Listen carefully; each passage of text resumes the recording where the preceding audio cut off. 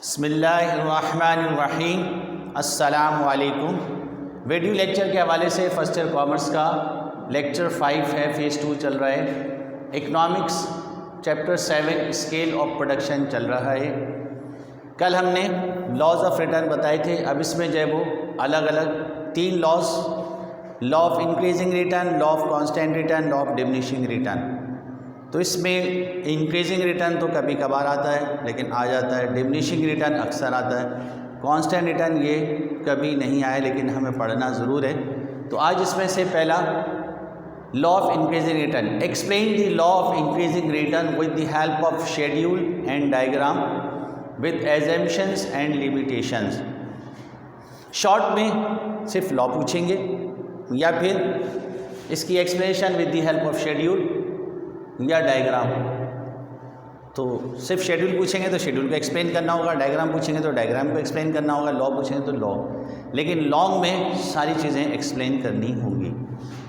तो जो है वो हम पढ़ चुके हैं। जब प्रोड्यूसर जो है हर प्रोड्यूसर चाहता है कि ज़्यादा से ज़्यादा मुनाफा कमाए, इसके लिए इसको अपनी प्रोडक्शन को बढ़ाना पड़ेगा। प्रोडक्शन को बढ़ाने के लिए फिक्स फैक्टर्स को वेरिएबल फैक्टर्स पे अप्लाई करेगा। तो उससे जो है वो अगर मार्जिनल प्रोडक्शन पहले से बढ़ना शुरू हो जाए तो इसको लॉ ऑफ इंक्रीजिंग रिटर्न कहते हैं। Definition, if we apply more additional variable units of factors of production, जो कि लेबर एंड कैपिटल हैं। जब हम अपनी प्रोडक्शन को बढ़ाना चाहते हैं तो फिक्स फैक्टर्स पर वेरिएबल फैक्टर्स एडिशन करते चले जाते हैं, अप्लाई करते चले जाते हैं, तो उससे हमारी प्रोडक्शन इंक्रीज़ हो रही है। To fix factors firm output goes increase. तो फर्म की पैदावार पहले से बढ़ती जा रही है up to a certain limit, एक ख़ास लिमिट तक। इसी को जो है वो लॉ ऑफ इंक्रीजिंग रिटर्न कहते हैं। ये डेफिनेशन है। अकॉर्डिंग टू मार्शल के मुताबिक एन इंक्रीज, एक इजाफा ऑफ लेबर एंड कैपिटल, यानी लेबर और कैपिटल के यूनिट जो वेरिएबल हैं, लीड्स जनरली आमतौर पर क्या जाहिर करता है, which increase efficiency of labour, जो कि लेबर की एफिशिएंसी को बढ़ाता है, कैपिटल की एफिशिएंसी को बढ़ाता है। देयरफॉर इन दोज इंडस्ट्रीज, उन जो है वो सनतों में, which are not engage in raising raw produce, जो रॉ मटेरियल प्रोड्यूस करने में नहीं है, उनके अलावा an increase of labour and capital generally gives a return increase. तो लेबर और कैपिटल बढ़ाते हैं तो अमूमी तौर पर उनकी पैदावार बढ़ जाती है मोर देन दी प्रोडक्शन, जो पहले प्रोडक्शन हो रही थी उससे। तो इसको लॉ ऑफ इंक्रीजिंग रिटर्न कहते हैं। ये मार्शल के अल्फाज हैं, इन्हीं अल्फाज में इनको याद करना होगा। तो अब इस लॉ की एक्सप्लेनेशन जो है वो शेड्यूल के ज़रिए से।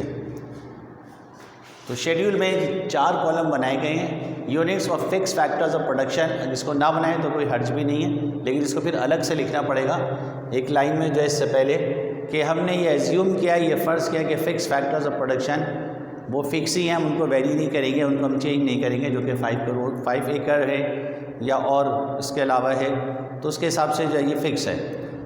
फिर वेरिएबल फैक्टर्स जो है इसमें हम चेंज कर रहे हैं, 1 2 3 4 5 जो है वो लेबर जो है, और यानी वेरिएबल फैक्टर्स जो कि लेबर एंड कैपिटल के हैं उनको हम चेंज करते चले जा रहे हैं, वो भी फिक्स है। यानी अगर 500 की लेबर, 500 की जो है कैपिटल, 1000 का 1 unit of labour and capital है, इसको हम इंक्रीज़ करते चले जा रहे हैं 1 2 3 4 यूनिट्स।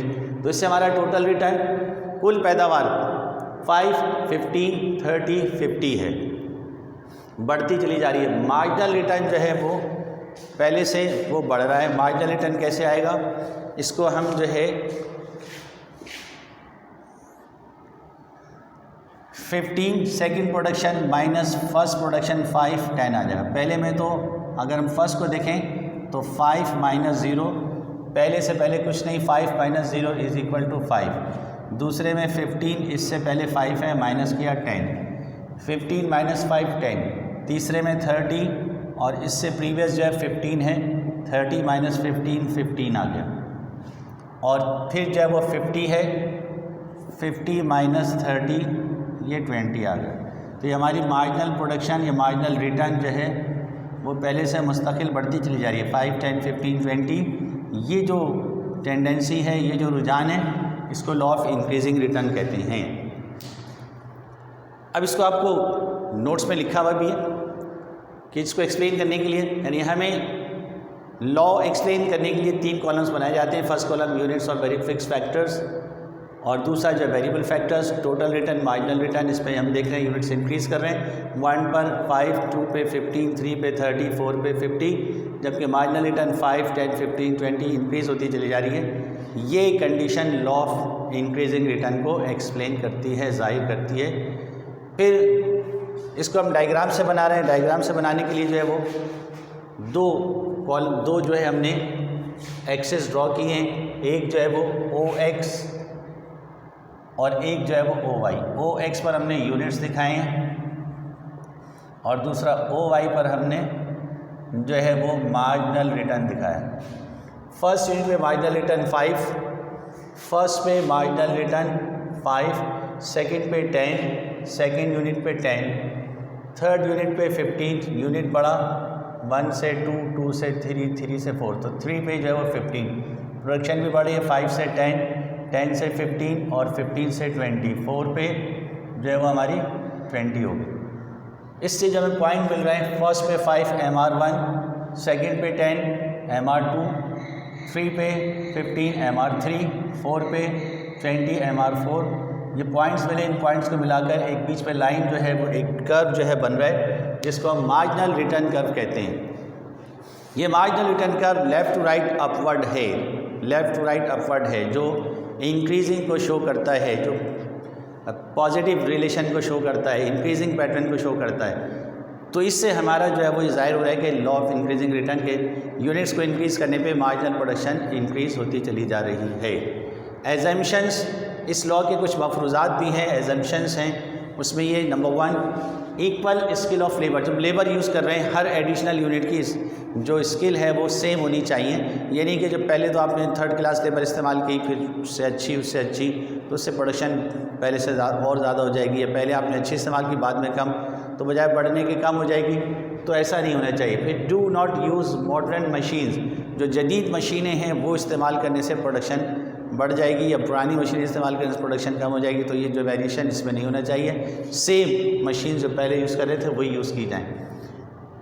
फिर जो है do not use modern techniques. Modern techniques भी, टेक्नोलॉजी के साथ साथ टेक्निक्स भी जो है वो मॉडर्न यूज़ ना की जाएँ। अगर मॉडर्न टेक्निक्स यूज़ की गई तो उससे प्रोडक्शन पर भी इफेक्ट पड़ जाएगा, तो ऐसा भी नहीं होना चाहिए। लास्ट जो है वो factor do not change, fix factor do not change. Fix factor है एरिया ऑफ लैंड, इसको इंक्रीज़ नहीं करना चाहिए। अगर ये इंक्रीज़ हो गया तो भी जो है वो प्रोडक्शन पर इफेक्ट पड़ जाएगा, प्रोडक्शन पहले से बढ़ जाएगी या कम हो जाएगी, कम करते तो ये भी जो है चेंज नहीं होना चाहिए।